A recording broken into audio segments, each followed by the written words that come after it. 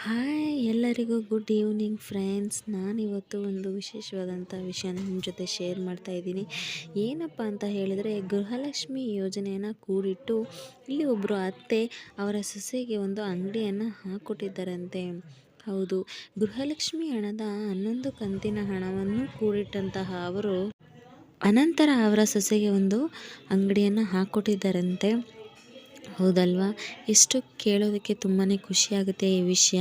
ಒಬ್ಬರು ಅತ್ತೆ ತಮ್ಮ ಸೊಸೆ ಬಗ್ಗೆ ಇಷ್ಟೆಲ್ಲ ಯೋಚನೆ ಮಾಡಿಕೊಂಡು ಅವರ ಒಂದು ಹಣದಿಂದ ಅವರಿಗೆ ಒಂದು ಅಂಗಡಿಯನ್ನು ಹಾಕ್ಕೊಟ್ಟಿದ್ದಾರೆ ಅಂದರೆ ತುಂಬ ಖುಷಿಯಾಗುತ್ತೆ. ಇದಕ್ಕೆಲ್ಲ ಕಾರಣ ಅಂತ ಹೇಳಿದ್ರೆ ಗೃಹಲಕ್ಷ್ಮಿಯ ಒಂದು ಹಣ ಅಂತಲೇ ಹೇಳ್ಬಹುದು. ಹೌದಲ್ವಾ? ಗೃಹಲಕ್ಷ್ಮಿ ಹಣದಿಂದ ಎಷ್ಟೊಂದು ಮಹಿಳೆಯರಿಗೆ ತುಂಬಾ ಉಪಯುಕ್ತವಾಗಿದೆ ಅಂತ ನಾನು ಭಾವಿಸ್ತೀನಿ. ಖಂಡಿತವಾಗ್ಲೂ ಹೌದು.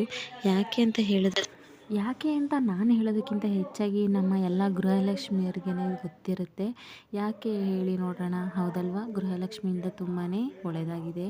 ಹೌದು ಅಂತ ಹೇಳೋದಾದರೆ ದಯವಿಟ್ಟು ಕಮೆಂಟ್ ಸೆಕ್ಷನಲ್ಲಿ ಎಸ್ ಅಂತ ನೀವು ಕಳಿಸ್ಬಹುದು. ಹಾಗೆ ಇನ್ನೊಂದು ಸ್ಪೆಷಲ್ ವಿಷಯ ಏನು ನನಗೆ ಖುಷಿಯಾಯಿತು ಅಂತ ಹೇಳಿದ್ರೆ, ಅತ್ತೆ ಸೊಸೆಯರು ಇಷ್ಟೊಂದು ಅನ್ಯೋನ್ಯವಾಗಿದ್ದು ಅತ್ತೆಯವರ ಒಂದು ಕೂಡಿಟ್ಟ ಹಣದಿಂದ ಸೊಸೆಗೆ ಹೆಲ್ಪ್ ಮಾಡ್ತಾರೆ ಅಂತ ಹೇಳಿದ್ರೆ ಅವರ ಒಂದು ಮೈಂಡ್ಸೆಟ್ ತುಂಬಾ ಚೆನ್ನಾಗಿದೆ ಅಂತಲೇ ಹೇಳ್ಬಹುದಾಗಿದೆ.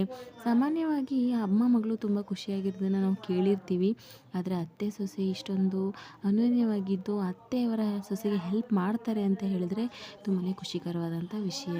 ಹಾಗೆ ಅವರು ಇಟ್ಕೊಂಡಿರುವಂಥ ಅಂಗಡಿಯಲ್ಲಿ ಬ್ಯಾಂಗಲ್ ಸ್ಟೋರ್ಗೆ ಸಂಬಂಧಪಟ್ಟಂತಹ ವಸ್ತುಗಳು ಸಿಗುತ್ತಂತೆ.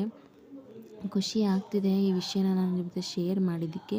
ಹಾಗೆ ನಿಮಗೂ ಈ ಥರ ವಿಷಯಗಳಲ್ಲಿ ಖುಷಿ ಆಗುತ್ತೆ ಅಲ್ವಾ? ಹೌದು ಅಂತ ಅನಿಸಿದ್ರೆ ದಯವಿಟ್ಟು ವಿಡಿಯೋನ ಪೂರ್ತಿಯಾಗಿ ನೋಡಿದ ನಂತರ ಲೈಕ್ ಮಾಡಿ, ಶೇರ್ ಮಾಡಿ ಮತ್ತು ಸಬ್ಸ್ಕ್ರೈಬ್ ಮಾಡಿ. ಹಾಗೆ ನನಗೆ ಸಪೋರ್ಟ್ ಮಾಡ್ತಾನೆ ಇರಿ. Thank you.